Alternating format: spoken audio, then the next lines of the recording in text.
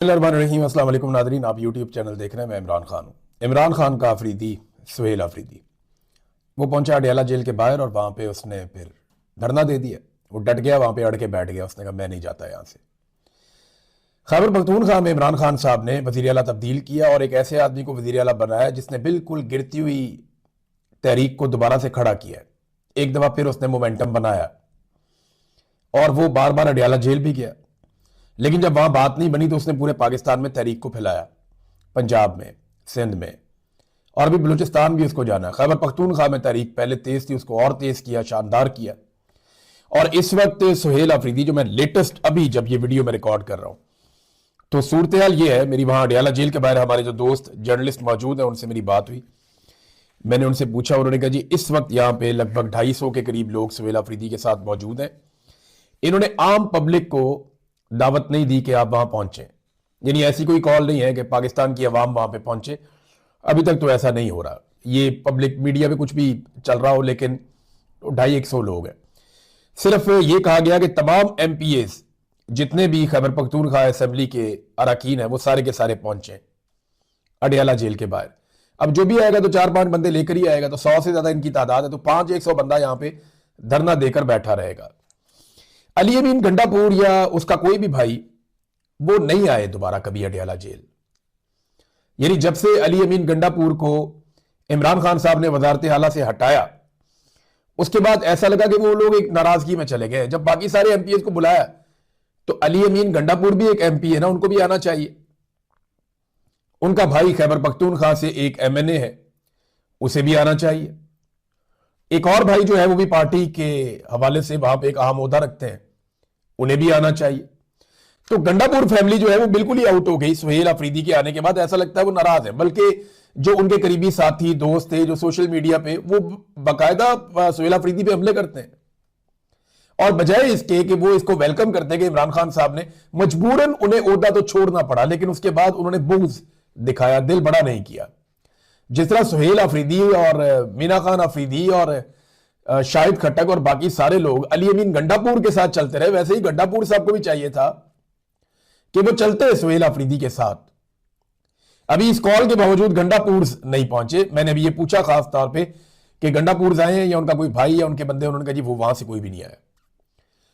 काफी बड़ी तादाद में MPAs पहुंच गए हैं, बाकी MPAs जो है वो पहुंच रहे हैं, और PTI के जो नामी गिरामी बंदे हैं खैबर पख्तूनख्वा से वो नहीं आए।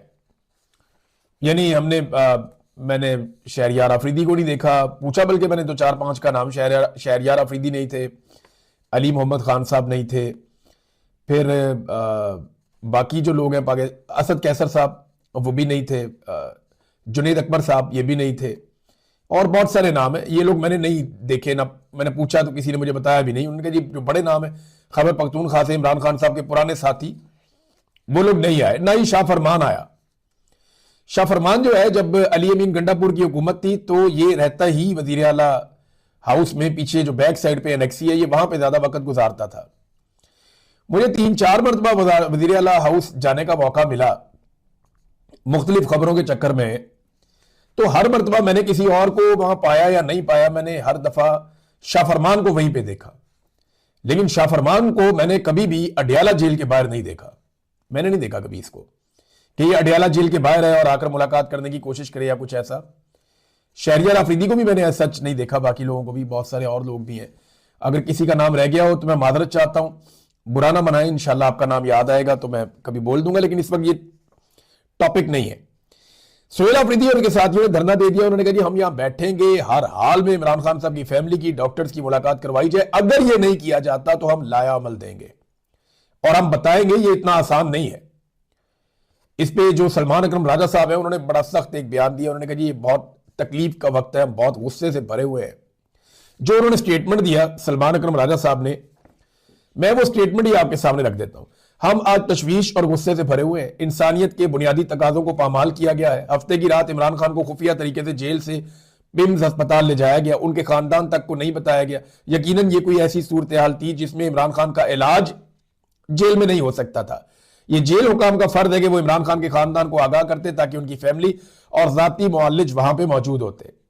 हम हरगिज इस बात को कबूल नहीं करेंगे कि आप इमरान खान को रात की तारीकी में मर्जी के अस्पताल ले जाकर अपनी मर्जी के इंजेक्शन लगाएं। हमें यह इत्तला मिली है कि उन्हें टीके लगाए गए। फ्रॉड ज़दा हुकूमत के वजीर 6 रोज तक इस बात को जुटलाते रहे, लेकिन आज इन्हें मानना पड़ा यह फ्रॉड हुआ है, यह बेईमाना अमल हुआ है। हम आज आए हैं और इमरान खान से मिले बगैर वापस नहीं जाएंगे। यह इमरान खान का इंसानी हक है। आज हम खड़े हैं और कौम को कहते हैं या जुल्म और बर्बरियत हो रही है, मजलूम के ऊपर जुल्म हो रहा है। यह जनाब सलमान अकरम राजा साहब का स्टेटमेंट है और पाकिस्तान तहरीक इंसाफ खैबर पख्तूनख्वा ये वहां जाकर बैठ गए। एक और जो इसमें इंपॉर्टेंट डेवलपमेंट हुई वो ये हुई कि जो वफाकी वजीर इत्तलात है अता तारड़, उन्होंने एतराफ कर दिया। उन्होंने कहा जी बिल्कुल इमरान खान साहब को खुफिया तौर पे अस्पताल लाया गया था, उनका कोई मेडिकल ट्रीटमेंट होना था, वो ट्रीटमेंट उनका हुआ। अता तारड़ ने 20 मिनट का कहा, लेकिन ट्रीटमेंट 20 मिनट का ही होगा, लेकिन वो प्रोसीजर लंबा हो जाता है ना। पहले ऑपरेशन की तैयारी होती है, पेशेंट को तैयार किया जाता है, उसके बाद प्रोसीजर के बाद भी वेट किया जाता है और उसके बाद फिर वापस मुंतकिल किया जाता है। तो 3 घंटे का ये प्रोसेस मीडिया में रिपोर्ट हुआ, लेकिन अता तारड़ ने एतराफ कर दिया कि इमरान खान साहब को लाया गया था। गो कि उन्होंने 20 मिनट का कहा। देखिए अता तारड़ बेचारा उतना ही बोलेगा जितना उसको पाकिस्तान की मिलिट्री एस्टेब्लिशमेंट बता देगी। कोई फौजी ऑफिसर फोन करके कहेगा कि भाई ये तुमने कहना है, वो कहेगा जी सर मैं ये कह देता हूं। इससे ज्यादा की उसकी औकात नहीं है और इससे ज्यादा की उसकी इंफॉर्मेशन भी नहीं होगी। वफाकी वुज़रा से जब बहुत सारे सहाफियों ने पूछा, उनसे रब्ता किया, जी बताएं, उन्होंने कहा जी हमें पता ही नहीं है। सेहत के शोबे से मुतालिक जो वुज़रा है वो भी नहीं जानते थे कि अस्पताल में इमरान खान को लाया गया या नहीं लाया गया। अब ये कोई मेडिकल इमरजेंसी नहीं थी। एक बात आप याद रखिएगा, इमरान खान साहब को जो जेल में लेकर आए कोई मेडिकल इमरजेंसी नहीं थी कि उठा के जेल में ले आया, नहीं कि अचानक से कुछ हो गया, नहीं। ये एक मेडिकल प्रोसीजर है जिसके लिए उनको लाया गया था। तो इसके लिए दिन को भी लाया जा सकता था, दिन को नहीं लाया गया। इसके लिए आगाह करके लाया जा सकता था, आगाह करके भी नहीं लाया गया। आधी रात को लाया गया। फैमिली को आगाह ना करना इंतहाई दर्जे की नाअहली है, ये बदनीयती है। ये इखलाकी नुक्ता नजर से, कानूनी नुक्ता नजर से गलत है ना, कि जब आप एक इतना इंपॉर्टेंट प्रोसीजर एक कैदी को जेल से निकाल के अस्पताल में ले जाकर कर रहे हैं तो you have to inform the family. Family को आपको बताना पड़ेगा कि जनाब हम ये करने जा रहे हैं आपके कैदी के साथ। तो आप लोग पहुंचे अस्पताल, या कम से कम उनकी कॉन्सेंट ली जाए। और ये कोई आम कैदी नहीं है, ये साबिक वजीर आजम है पाकिस्तान के इमरान खान साहब, और इनके पास पाकिस्तान का सबसे बड़ा और शानदार कैंसर का हॉस्पिटल शौकत खानम का पूरा अमला मौजूद है। इनके अपने प्राइवेट डॉक्टर्स भी हैं जो इनकी सारी हिस्ट्री को जानते हैं। उनसे भी इस मामले को छुपाया गया। तो ये बहुत बड़ा रिस्क लिया इन्होंने। ये बदनीयती पर मबनी था। वजह क्या बनी देखें, ये 3 घंटे का प्रोसीजर था, तो 3 घंटे बहुत होते हैं इस्लामाबाद और रावलपिंडी में भूचाल आने के लिए। ये बात पाकिस्तान की मिलिट्री एस्टेब्लिशमेंट को और जो लोग ये सारा ऑपरेशन कर रहे थे उन्हें इस बात का पता था। आप देखें ना, पिछले दिनों अडियाला जेल का सुपरिटेंडेंट भी तब्दील किया गया कि भरोसा नहीं था जो आदमी पहले था, और इन्होंने सोचा लगे वो आदमी भी इनका अपना आदमी था, लेकिन अपना बंदा लाया गया कि हमने ऑपरेशन करना है, लिहाजा अपना बंदा ला के उसके बाद ये सारा प्रोसीजर किया गया। अब इमरान खान साहब का ऑपरेशन हुआ। डर किस बात का? डर इस बात का है कि 3 घंटे क्या 2 घंटे भी बहुत है। रावलपिंडी और इस्लामाबाद सारा का सारा बाहर आ जाता अगर लोगों को पता चलता कि इमरान खान अडियाला की 4 दीवारी से बाहर है और इस वक्त वो अस्पताल में है। लोग उसकी एक झलक देखने के लिए बड़ी तादाद में, हजारों की तादाद में सड़कों पे आ जाते, और वापसी पे आपको कोई रास्ता ना मिलता जहां से गुजार के आप इमरान खान को ले जाते। फिर आप इस्तकबाल देखते इमरान खान का और वापस जाना देखते इमरान खान का। तो निजाम इस बात को जानता था, लिहाजा ये काम उन्होंने खुफिया तरीके से किया कि कहीं इस्लामाबाद और पिंडी वाले जो हैं वो बाहर ना आ जाए। अब पीटीआई ने धरना दे दिया है, सख्त सर्दी है, और इसके बावजूद उन्होंने कहा रात हम यहां गुजारेंगे, सुबह हम बताएंगे। एक तजवीज ये भी आई और हुकूमत ने इस बात पे गौर किया कि इमरान खान साहब के डॉक्टर्स को मिलवा देते हैं, कोई डॉक्टर भिजवा देते हैं काबिल एतबार बंदा, और उससे कोई यकीन दहानियां ले लेते हैं कि आप सिर्फ मेडिकल पे बात करेंगे, इमरान खान के साथ आप कोई और बात नहीं करेंगे, लिहाजा सिर्फ एक डॉक्टर को भेजा जाए। यह भी एक तजवीज है। इसको मीडिया पे चला चलू के भी देखा गया। लेकिन पाकिस्तान तहरीक इंसाफ कहती है कि ये आइसोलेशन खत्म की जाए, इमरान खान साहब की मुलाकात जरूर करवाई जाए। लेकिन आसिम मुनीर साहब ये रिस्क ले नहीं सकते। उसकी मैं रीजन आपको देता हूं, बड़ा सादा रीजन है। ये इमरान खान साहब की मुलाकातें इन्होंने क्यों रोकी हुई हैं और अभी क्यों रोकी हुई हैं? एक तो चीज ये है कि अगर इमरान खान साहब ने कोई बयान दे दिया ना तो मुसीबत आ जाएगी इस वक्त। यह बात पाकिस्तान की मिलिट्री एस्टेब्लिशमेंट और हुकूमत जानती है कि एक स्टेटमेंट इमरान खान साहब का पूरी सिचुएशन को उल्टा देता है। इमरान खान साहब एक बयान देते हैं, इस वक्त उनकी पॉपुलैरिटी इतनी है और सोशल मीडिया पे, पाकिस्तान के मीडिया पे हर तरफ उनकी ग्रिप इतनी है कि इमरान खान का एक स्टेटमेंट पूरी सिचुएशन को बदल देता है। और इस लेवल पे कोई दूसरा आदमी भी नहीं है जो उसको टैकल कर सके। उसके बाद किसी की इतनी औकात ही नहीं है, चाहे कोई किसी भी ओहदे पे बैठा हुआ है। अब इमरान खान ने अगर कोई बयान फर्ज करें दे दिया बोर्ड ऑफ पीस के खिलाफ या उसके हवाले से, तो इनकी मंजी ठुक जाएगी। वादिया तीरा पर अगर इमरान खान साहब ने कोई बयान दे दिया तो यह एक बहुत बड़ी इनके लिए मुसीबत बन जाएगा। फॉरेन पॉलिसी पे अगर इमरान खान साहब ने तनकीद कर दी तो यह अलग मुसीबत बन जाएगी। अगर 8 फरवरी के हवाले से इमरान खान साहब ने कोई बयानिया दे दिया या जो मुमकिना एहतजाजी तहरीक बन रही है उस पर इमरान खान साहब ने कोई गाइडलाइन दे दी तो यह एक बहुत बड़ा मसला खड़ा हो जाएगा मौजूदा हुकूमत और सेटअप के लिए। और अभी तो इमरान खान साहब ने फील्ड मार्शल आसिम मुनीर के इस्तिस्ना और फील्ड मार्शल आसिम मुनीर को मिलने वाली एक्सटेंशन पे भी कोई बात नहीं की। तो जब इमरान खान साहब बात करेंगे ये फिर नरगे में आ जाएंगे। इमरान खान साहब जब कोई मिलकर आता है ना तो आसिम मुनीर साहब के खिलाफ ज़हनी मरीज का एक वो चलना शुरू होता है ट्रेंड पाकिस्तान के सोशल मीडिया के ऊपर। तो उन्हें इस बात की भी तकलीफ है। सच्ची बात है, ये सुनने में आपको अजीब लगेगी, शायद आसिम मुनीर साहब सुनेंगे उनको बुरा भी लगेगा, लेकिन यह बात हकीकत है कि जब भी इमरान खान साहब से कोई मिलकर आता है, बाहर आके कोई बयानिया आता है, तो सबसे ज्यादा जिसकी बुरी हालत होती है वो आसिम मुनीर साहब की होती है पाकिस्तान के सोशल मीडिया पे। तो इमरान खान साहब का असर बहुत ज्यादा है पाकिस्तानियों पे। लिहाजा ये जो चीजें मैंने आपको बताई बहुत बड़े बड़े इश्यूज हैं। बोर्ड ऑफ पीस का मामला है, वादिया तीरा का मामला है, फॉरेन पॉलिसी का बेड़ा गर्क करने का मामला है, 8 फरवरी एक एहतजाजी तहरीक चलने वाली है उसका मामला है, इस्तिस्ना और एक्सटेंशन पे अब तक इमरान खान साहब कोई बात नहीं कर पाए। तो ये सारी चीजें इकट्ठी हुई है। यहां इमरान खान साहब की अगर मुलाकात होती है तो ये बहुत बहुत इंपॉर्टेंट हो जाएगा और ये इतना बड़ा हो जाएगा कि फिर इनसे संभाला नहीं जाएगा। एक सवाल नाजरीन ने पूछा है, क्योंकि 8 फरवरी के ऊपर सबकी तवज्जो है, सब उसी की तरफ देख रहे हैं।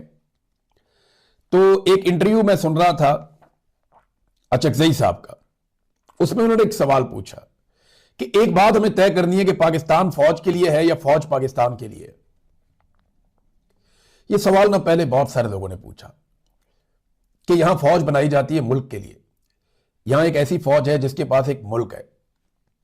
मुझे अच्छी तरह याद है वो आईएसआई का ऑफिसर मुझे कह रहा था जी कि इमरान साहब आपने आज के बाद पाकिस्तान की फिक्र नहीं करनी, हमारा मुल्क है, हम खुद संभाल लेंगे। लाओ संभालो, ये हालत कर दी तुम लोगों ने मुल्क की। अगर वो सुन रहा है तो वो देखे ना क्या हालत कर दी मुल्क की। मईशत का बेड़ा गर्क कर दिया, दहशतगर्दी कहां से कहां पहुंचा दी, आलमी सतह पे अपना सारा नैरेटिव उड़ा के रख दिया। बोर्ड ऑफ पीस के अंदर बैठ के आपने फलस्तीनियों के साथ क्या किया, आपने उनके साथ उनका भी दिल तोड़ दिया, कश्मीरियों का भी दिल तोड़ दिया। पाकिस्तान की इंटरनेशनली इज्जत बढ़ी है या कम हुई है? आज पाकिस्तान कहां खड़ा है? ब्रेन ड्रेन पाकिस्तान में हो रहा है और उसे ब्रेन गेन कहा जा रहा है। मैं उस ऑफिसर को सिर्फ याद दिलाना चाहता हूं कि तुमने तो कहा था कि हमारा मुल्क हम संभाल लेंगे, ये तुमने संभाला है मुल्क को, खेत कटा, क्या किया मुल्क के साथ? बेड़ा गर्क नहीं कर दिया क्या? मेरा मुल्क आज पीछे चला गया या आगे बढ़ गया? हर आदमी रो रहा है, हर आदमी परेशान है जो पाकिस्तान के साथ किया गया है। और ये आप देखिए ना, इस वक्त जो कुछ भी किया जा रहा है हर चीज की हमें कीमत चुकानी पड़ेगी। यूरोपीय यूनियन का स्टेटमेंट आया और उनका जो स्टेटमेंट आया यूरोपीय यूनियन का, वो आया, the conviction of human rights lawyers Imaan Mazari and Hadi Ali Chattha over social media activity goes against freedom of expression and independence of lawyers. These are not only key democratic principles but also part of Pakistan international human rights.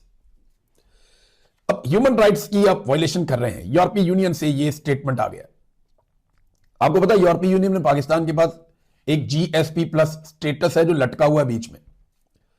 खुदा ना खास्ता पाकिस्तान से वो status चला गया ना तो पाकिस्तान के ताजरों की कमर टूट जाएगी। वैसे भी मुकाबला खत्म हो गया। मुकाबला कैसे खत्म हो गया मैं आपको मिसाल देकर समझाता हूं। पाकिस्तानी ताजर या सनतकार एक चीज बनाते हैं 100 रुपए में, इंडिया में वही चीज उसी क्वालिटी की बनती है 70 रुपए में।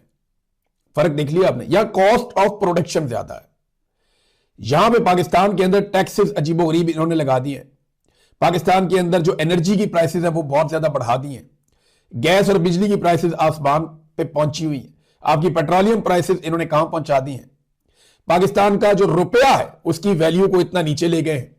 ये सारी चीजों को जब आप कैलकुलेट करते हैं और पाकिस्तान के अंदर जो प्रोडक्शन के लिए कॉस्ट कम करने के लिए जो चीजें पैदा की जानी थी वो होती नहीं है, आप तजारती खसारे में जा रहे हैं। तो जो पाकिस्तान में चीज आप पैदा करते हैं वो 100 रुपए में जो पैदा होती है, इंडिया उसी चीज को 60 रुपए में 70 रुपए में पैदा कर लेता है। अब इंडिया ने जो नया मुआहदा किया है यूरोपीय यूनियन के साथ, उनका टैरिफ जीरो हो गया। ये मदर ऑफ ऑल डील्स है, उनका टैरिफ हो गया जीरो।